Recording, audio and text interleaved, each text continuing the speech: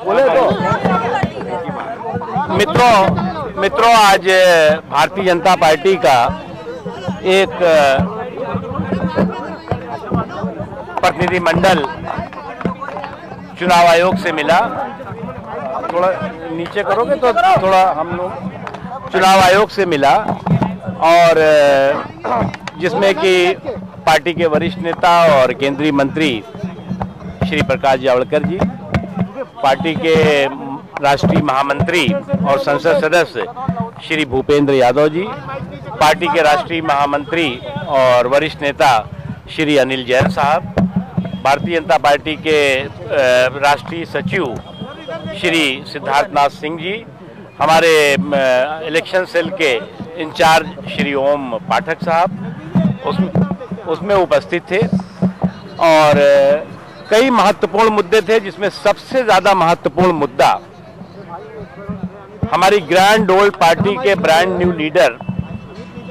श्री राहुल गांधी द्वारा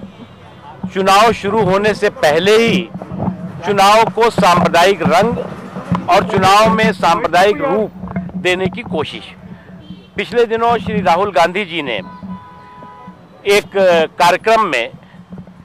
ये बताने की कोशिश की कि उनके चुनाव चिन्ह यानी हाथ के पंजे में हजरत अली का फोटो लगा हुआ है। शुद्ध रूप से ये धर्म के आधार पर लोगों को वोट के लिए प्रभावित करने की कोशिश है। करप्ट प्रैक्टिसेस का क्लियर कट केस है और साथ ही साथ शुद्ध रूप से जो कांग्रेस पार्टी हर चुनाव में इस तरह के सांप्रदायिक रंग देने की और साथ ही साथ हर चुनाव में एक तरह से कम्युनल क्राइम करने की हिस्ट्री शीटर और ट्रेडिशनल पार्टी रही है, उसने फिर एक बार इस चुनाव को कम्युनल कलर देने की कोशिश की है। हमने चुनाव आयोग से मांग की है कि ये जहां एक तरफ करप्ट प्रैक्टिसेस के तहत आता है, वहीं दूसरी ओर ये शुद्ध रूप से स्पष्ट रूप से आदर्श चुनाव आचार संहिता का उल्लंघन है। तत्काल जो है वो